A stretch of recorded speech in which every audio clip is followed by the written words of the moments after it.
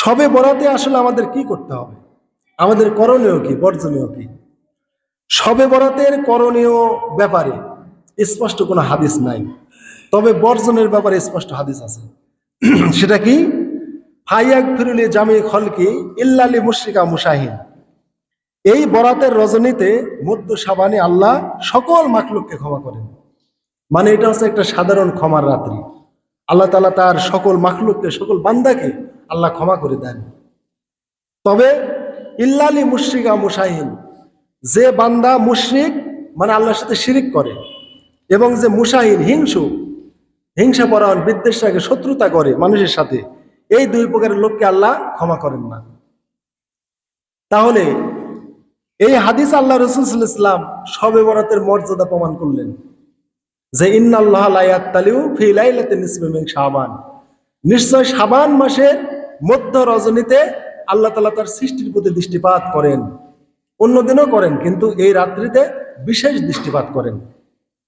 এই জন্যে র ইয়া র শব্দ এখানে আসে নাই, ইয়াত্তালি শব্দ এসেছে, মানে উকি দেয়া, মানে বিশেষভাবে দেখা। র ইয়া র মানে এমনি দেখা, নাজারে ইয়ানজুরু মানে একটু গবেষণা করে দেখা। ও ইংরেজিতে এটা আছে, যেমন বলা হয় সি এ বার্ড, একটা পাখি দেখো। আবার বলল লুক এট দ্য ব্ল্যাকবোর্ড, ব্ল্যাকবোর্ডের দিকে তাকাও। তাহলে সি মানেও দেখা, লুক মানেও দেখা। সি মানে এমনি দেখা, এই যে আমরা প্রাকৃতিক বিষয়গুলো এমনি এমনি দেখি, এটা হচ্ছে সি ইংরেজিতে। আর অ্যাটেনশন বা মনোযোগ দিয়ে দেখা হচ্ছে লুক। এই জন্য শিক্ষক বলে লুক এট দ্য ব্ল্যাকবোর্ড, ব্ল্যাকবোর্ডের দিকে তাকাও, মানে আমি কি লিখবো এখন এটা মনোযোগ দিয়ে দেখো। আরবিতে এরকম আছে, আরবিতে র ইয়া র মানে এমনি দেখা, আর নাজারা ইয়ানজুরু মানে একটু গবেষণার নিয়াতে চিন্তা ভাবনার সাথে দেখা, মানে এটাকে লুক বলা হয়। আরবিতে নজর, ইংরেজিতে লুক। তাহলে এখানে র ইয়া র বা নাজারা ইয়ানজুরু শব্দ আল্লাহ রাসূল হাদিসে বললেন না, কি বললেন? ইয়াত্তালিউ। ইয়াত্তালিউ শব্দের অর্থ হচ্ছে একটু উকি দিয়ে দেখা। আপনি যখন কোনো কিছু মনোযোগ দিয়ে দেখতে চান, তখন কি করেন? একটু উকি দিয়ে বা ভালোভাবে একটু নড়ে চড়ে জিনিসটা দেখতে চান, যে দেখি তো এখানে কি আছে, এরকম একটু দেখেন না? তো এইরকম দেখাকে আরবিতে ইয়াত্তালিউ বলা হয়। নিশ্চয় আল্লাহ তাআলা মধ্য শাবানের রজনীতে বান্দার প্রতি দৃষ্টিপাত করেন। এখানে র ইয়া র বা নাজারে ইয়ানজুরু না, বিশেষভাবে তিনি উকি দেন, দৃষ্টি দেন, কার প্রতি? বান্দার প্রতি। এবং ফাইয়াক ফিরুলি জামি খালকি, আল্লাহ বান্দার প্রতি দৃষ্টি দিয়ে আল্লাহ বান্দাদের ক্ষমা করে দেন, যে এরা আমার বান্দা, এরা যাই কিছু ভুল টুটি করুক, যাক আমি আজকে তাদের প্রতি বিশেষভাবে দৃষ্টি দিলাম, লক্ষ্য করলাম, আমি তোদের সবাইকে ক্ষমা করে দিলাম। এইভাবে আল্লাহ তাআলা উকি দিয়ে বিশেষভাবে বান্দার প্রতি নজর দিয়ে দেখে ক্ষমা করে দিলেন। কিন্তু ইল্লালি মুশরিকা মুশাহিন, যারা শিরিক করে এবং হিংসুক, আল্লাহ এদেরকে ক্ষমা করেন না। তাহলে শবে বরাতের মর্যাদা এই হাদিস দ্বারা প্রমাণিত যে এটা হচ্ছে ক্ষমার রাত। এটা কি রাত? ক্ষমার রাত। আল্লাহ তাআলা সকল বান্দাকে ক্ষমা করে দিবেন, কিন্তু কোনো আমলের দ্বারা না, কোনো আমল করার দ্বারা না, বরং বর্জনের দ্বারা। সে কি? দুটো অন্যায়, দুটো পাপ, একটা হচ্ছে শিরিক আর একটা হচ্ছে হিংসা। তাহলে আমরা যদি শিরিক এবং হিংসা এই দুটো জিনিস যদি আমরা বাদ দিই, এই রাত্রিতে আল্লাহ অবশ্যই আমাদের ক্ষমা করবেন। রাসূলের স্পষ্ট সহিহ হাদিস, একজন নয়, দুইজন নয়, 8 জন সাহাবী থেকে সহিহ রিওয়ায়াত। 8 জন সাহাবী রাসূল থেকে হাদিস বর্ণনা করেছেন, 8টা সনদই সহিহ, একটা সনদেও দুর্বলতা নাই। তাহলে এই রাত্রিটা হচ্ছে ক্ষমার রাত। অতএব এই রাত্রিতে আমাদের বিশেষ কোনো আমল সহিহ হাদিস দ্বারা প্রমাণিত নয়।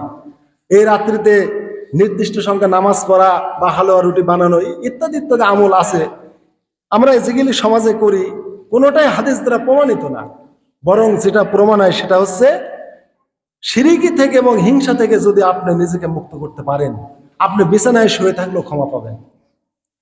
আর যদি ইমানে শিরিক থাকে, আর যদি মানুষের প্রতি হিংসা করেন, তাহলে এই দুইটা গুনাহ নিয়ে সারা রাত মসজিদে আপনি হাজার হাজার মানে রাকাত নামাজ পড়লে আপনাকে আল্লাহ ক্ষমা করবেন না। শর্ত ইল্লা মানে বাদে। আল্লাহ সবাইকে ক্ষমা করেন, ভালো করে বোঝেন। ফায়াক ফেরু, অতঃপর তিনি ক্ষমা করেন লি জামি খলকি, জামিউন মানে সকল, জামিউন মানে কি সকল, এই যে জামিউন থেকে জুমা। তো এখানে আল্লাহ রসুল বললেন যে নিশ্চয় আল্লাহ নিসফে শাবান বা শাবান মাসের মধ্য রজনীতে তার সৃষ্টিগুলোর প্রতি দৃষ্টিপাত করেন, অতঃপর ইয়াগফিরু তিনি ক্ষমা করেন, লি জামি খলকি তার সকল সৃষ্টি মাখলুককে, সকল বান্দাকে ক্ষমা করে দেন, ইল্লা লি মুশরিকা মুশাহিন, ওই সকলের মধ্যে দুই শ্রেণী, কয় শ্রেণী? দুই শ্রেণীকে করেন না, একটা হচ্ছে মুশরিক, একটা মুশাহিন। এটা হচ্ছে স্পষ্ট সহিহ হাদিস। কিছু দুর্বল হাদিসে আছে যে এই শবে বরাতে রাত্রিতে যারা টাকনুর নিচে কাপড় পরে, তারপরে মুদমিনুল খমর বা মদ্যপ অর্থাৎ যারা নেশাজাত দ্রব্য ভক্ষণ করে বা এগুলো খায়, মদ হোক, ভাং হোক, আফিম হোক, মাদক দ্রব্য যারা সেবন করে, টাকনুর নিচে কাপড় পরিধানকারী, পিতামাতার অবাধ্য সন্তান, এই কিছু শ্রেণীকে আল্লাহ তাআলা ক্ষমা করেন না, ওগুলো দুর্বল হাদিসে আছে। কিন্তু এই হাদিসটা সহি যে মুশরিক এবং হিংসুক বাদে আল্লাহ সকলকে ক্ষমা করেন। মানে শিরিককে আল্লাহ খুব ঘৃণা করেন, এত ঘৃণা করেন যে বিশ্ব চরাচরে মানুষ আমাকে বাদ দিয়ে অন্যকে একটু ডাকুক, এটা আল্লাহ চায় না। শুধু আমার জন্য মানুষ ইবাদত বন্দেগী করুক, আমারই কাছে যা চাওয়ার চাক, আমাকে বাদ দিয়ে কাউকে যেন না ডাকে। এই বিশুদ্ধ ইমানটাই হচ্ছে লা ইলাহা ইল্লাল্লাহ, আল্লাহর সাথে ইবাদতে কাউকে কোনো শরীক করা যাবে না। তো হাজিরিন, এজন্যে আমরা যদি শিরিক থেকে মুক্ত থাকি আর আমরা যদি হৃদয়কে হিংসা মুক্ত করতে পারি, তাহলে এই দুইটা গুণ যদি আমরা অর্জন করতে পারি, শবে বরাতের নাম আপনি শোনেন চাই না শোনেন, আপনি জানেনও না, জীবনে শবে বরাতের নামও শোনেন নাই, কিন্তু আপনি শিরিক করেন না, আপনি হিংসা করেন না, ওই বিছানায় শুয়ে থাকলে আপনি ক্ষমা পেয়ে যাবেন। ওইটা আল্লাহর ক্ষমা চাওয়া লাগবে না, না চাইতে, এটা আল্লাহর ওয়াদা।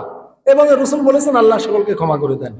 কে ক্ষমা চাইলো বা কে না চাইলো এটা কোনো বিষয় না, বিষয় হচ্ছে শিরিক থেকে হিংসা থেকে মুক্ত থাকা। এই জন্যে তারগিবে একটা সহিহ হাদিসে এসেছে, আল্লাহ রসুল 3 দিন বললেন, একটা লোক মসজিদে আসলো, বললো যে কিছুক্ষণের মধ্যে মসজিদে একটা লোক আসবে, ওই লোকটা জান্নাতি। সাহাবীরা বললেন যে তাজ্জব ব্যাপার, মসজিদে একটা লোক আসবে, সে জান্নাতি, দেখি তো। দেখলো যে একটা লোক আসলো, ভোগা ভোগা একটা লোক গেল। সেই দিন আরেকদিন বললেন একটা লোক মসজিদে আসবে, সেই লোকটা জান্নাতি। আবার সাহাবীরা ওর দিকে তাকালো, দেখে যে ওই আগের দিনকার লোকটাই। তৃতীয় দিন আবার বললেন মসজিদে একটা লোক আসবে, সেই লোকটা জান্নাতি। আবার সাহাবীরা বলল দেখি তো আজকে কে আসে, দেখে যে ওই বিগত 2 দিন আগে যে আসছিল ওই লোকটাই। পরপর 3 দিন ওই লোকটাকে আল্লাহ রাসূল জান্নাতি বলেছেন। আব্দুল্লাহ ইবনে আমর রাদিয়াল্লাহু তাআলা আনহুমা, উনি যুবক মানুষ, বলল যে এই লোকটাকে আল্লাহ রাসূল পরপর 3 দিন জান্নাতি বললেন, যে মসজিদে এখনই একটা লোক আসবে সে জান্নাতি। এই লোকটাকে এমন কি আমল আছে যে কারণে জান্নাতি হয়ে গেল দুনিয়াতেই। যাক, এই লোকের পিছে পিছে ঘুরে আমি একটু জানবো গুপ্ত রহস্য যে কি আমল করে। তো যাই হোক, লোকটা বাড়ি চলে গেল, আব্দুল্লাহ বিন আমর পাঁচ চলে গেছে। যা বলছে একটু ভান করছে আর কি, মিথ্যা না, চাচা আমার একটু পারিবারিক সমস্যা আছে, বাবা মা বা সাংসারিক বিভিন্ন কারণে আমার একটু মনোমালিন্য আছে, আমি আপনার বাড়িতে কয়েকটা দিন মেহমান হিসেবে থাকতে চাই।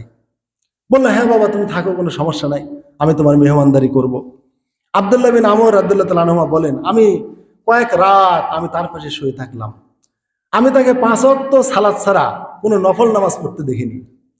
আমি রাত্রিতে জেগে উঠে তাহাজ্জুদ পড়ি, কিন্তু ওনাকে কোনোদিন রাত্রিবেলায় বিছানা ছেড়ে পানি দিয়ে উজু করে কোনো তাহাজ্জুদ আমি করতে দেখিনি।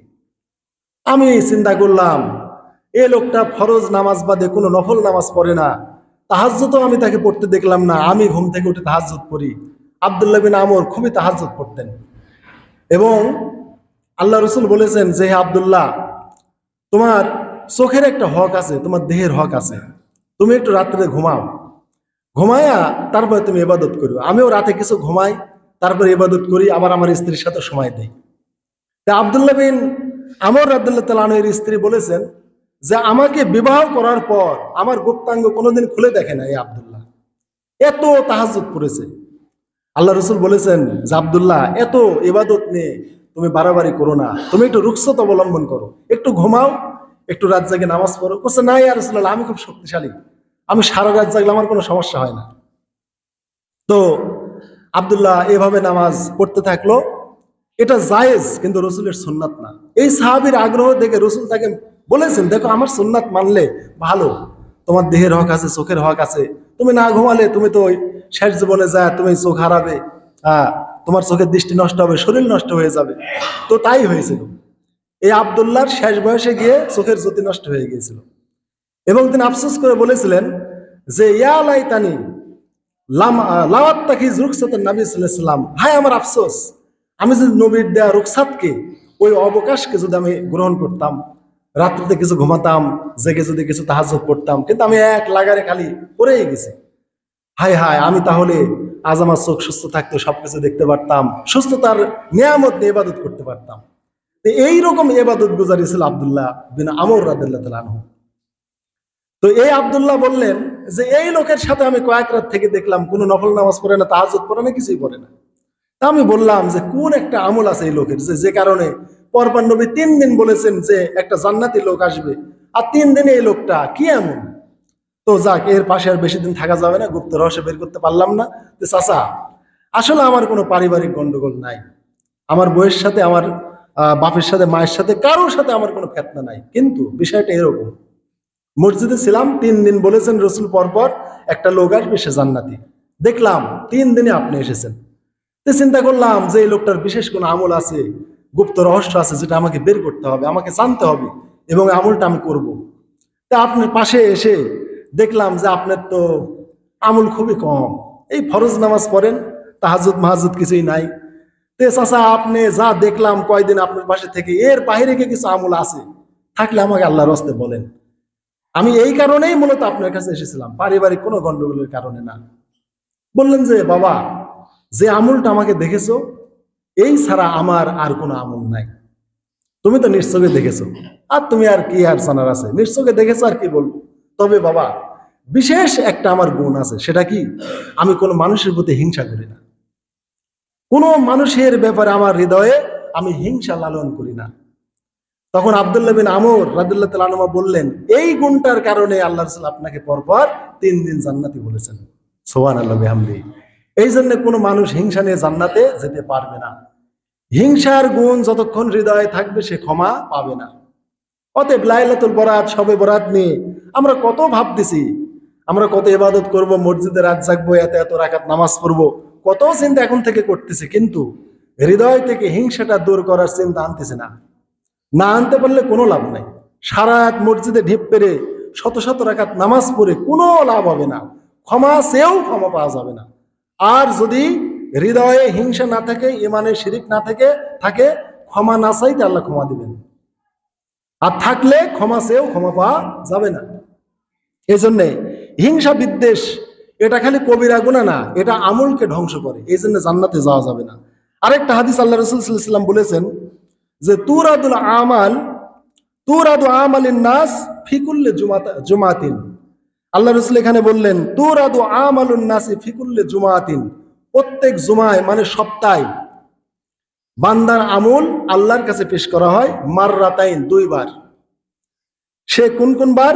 ইয়াউমাল ইসনাইনে ওয়া ইয়াউমাল খামিসে, একটা হচ্ছে সোমবার আর একটা হচ্ছে বৃহস্পতিবার। এই সপ্তাহে 2 বার বান্দার আমল আল্লাহর কাছে পেশ করা হয়। ফায়াগফিরু লিকুল্লি আবদিন মুমিন, আল্লাহর কাছে যখন আমলগুলো পেশ করা হয়, আল্লাহ আমলগুলো দেখে বলেন, আমার বান্দা তো দুর্বল করে সৃষ্টি করেছে, খুলিকাল ইনসানু দাইফা, আল্লাহই বলেছেন বান্দাকে আমি দুর্বল করে সৃষ্টি করেছি। তা আমার মুমিন বান্দা যাই আমল করেছে, যাক, আমার বান্দা দুর্বল করে সৃষ্টি করেছে, কতই আর আমল করবে, যাক, এদের আমি ক্ষমা করে দিলাম। সুবহানাল্লাহ বলবেন না? তাহলে সপ্তাহে কয়বার ক্ষমা করে? 2 বার, সোমবার আর বৃহস্পতিবার। তাহলে যে আমলই পেশ করা হোক, এখানে বলা হয় নাই এই 7,000 আমল, 10,000 আমল, 20,000 আমল, 4 লক্ষ কালিমা, 3 পারা কোরআন খতম করলে সেইগুলি পেশ করা হবে, কিচ্ছু বলা হয় নাই। যতটুকুই মুমিন বান্দা আমল করেছে, অতটুকু যাই পেশ করা হয়েছে, ওটাই আল্লাহ দেখে বলেন খুলিকাল ইনসানু দাইফা, আমি তো মানুষকে দুর্বল করে সৃষ্টি করেছি, মানুষের এত পরিশ্রম, কাজ কাম, হাড় ভাঙ্গা পরিশ্রম করে খেতে হয়, উপার্জন করে দিন এনে দিন খেতে হয়, আমার বান্দার কত পেরেশান, এর মধ্যে যতটুকু করেছে, যাক, আমার বান্দাকে আমি ক্ষমা করে দিলাম। ফায়াগফিরু, তিনি ক্ষমা করেন, লিকুল্লি আবদিন মুমিন, প্রত্যেক মুমিন বান্দাকে। কুল্লি মানে সকল, আবদিন মানে বান্দা, মুমিন মানে মুমিন, সকল মুমিন বান্দাকে, যে ঈমান এনেছে সকল মুমিন বান্দাকে আল্লাহ ক্ষমা করেন। ইল্লা, তবে, আবদান, ওই বান্দা বাদে, বাইনা ও বাইনা আকি শাহানা, যে বান্দা অন্য বান্দার সাথে, যে মুমিন অন্য মুমিনের সাথে, যে মুসলিম অন্য মুসলিমের সাথে শাহানা শত্রুতা পোষণ করে, হিংসা বিদ্বেষ হৃদয়ে লালন করে, ওই মুমিন বান্দাকে আল্লাহ ক্ষমা করেন না। তাহলে এখানেও কোনো ক্ষমা চাওয়া আল্লাহর কাছে লাগে না। প্রতি সোমবারে বৃহস্পতিবারে আল্লাহ আমাদের সাপ্তাহিকভাবে ক্ষমা করেন। ক্ষমা না চাইতেই আমল খালি পেশ করা হয়, যতটুকুই করেছি। তাহলে শুক্র শনি রবি এই 3 দিনে যা আমল করেছি আল্লাহর কাছে সোমবারে পেশ হল, আল্লাহ আমাকে ক্ষমা করলেন। মঙ্গল বুধ বিশুদ্ধ আবার এই 3 দিন যা আমল করলাম, বৃহস্পতিবার রাত্রে আমলটা পেশ হল, আল্লাহ ক্ষমা করে দিলেন। ক্ষমা না চাইতেই, কোনো ক্ষমার কোনো কথা নাই যে ক্ষমা চাইতে হবে এই 2 রাত্রিতে, বিনা চাওয়াতে সপ্তাহের এই 2 দিন সোমবার এবং বৃহস্পতিবারে আল্লাহ মুমিন বান্দাকে ক্ষমা করে দেন। তবে ওই বান্দাকে ক্ষমা করা হয় না যে বান্দা অপর বান্দার সাথে শত্রুতা বিদ্বেষ পোষণ করে। ফায়ুকালু উতরুকু, আল্লাহ তাআলা বলে যে এই বান্দাকে তো ক্ষমা করা হলো না, এর নামটা বাদ রাখা হলো, তো বলে দেয়া হয় উতরুকু, তোমরা একে একটু ছেড়ে দিয়ে রাখো, একটু অবকাশ দাও, দেখো আমার বান্দা একটু মিল হয় কিনা।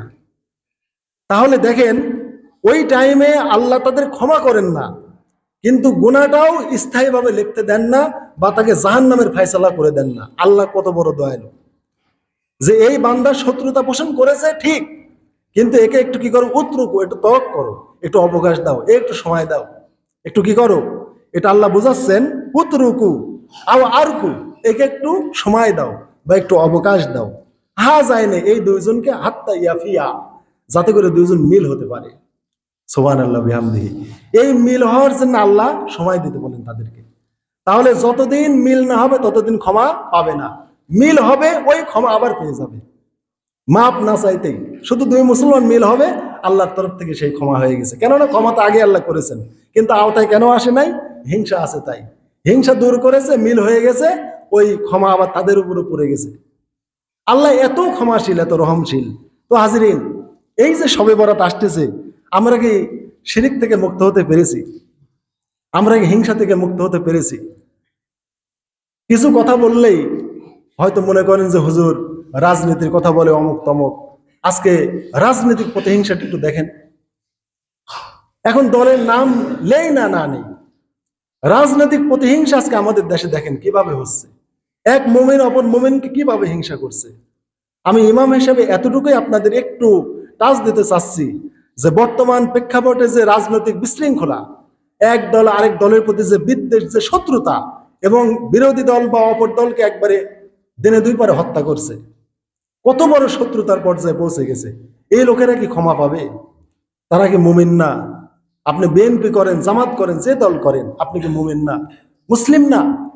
এই দলের কারণে, ভোটের কারণে এই 12 তারিখ মাত্র একটা দিন, সেই দিনটার আশায় সেই দিনে বিজয় হবেন মেরে কেটে, অপর দলকে খুন করে, হত্যা করে, তাকে শহীদ করে, তার স্ত্রীকে বিধবা বানিয়ে, তার সন্তানদেরকে এতিম বানিয়ে আপনি ক্ষমতায় যাবেন, এই আশায় কি আপনি লালন করছেন?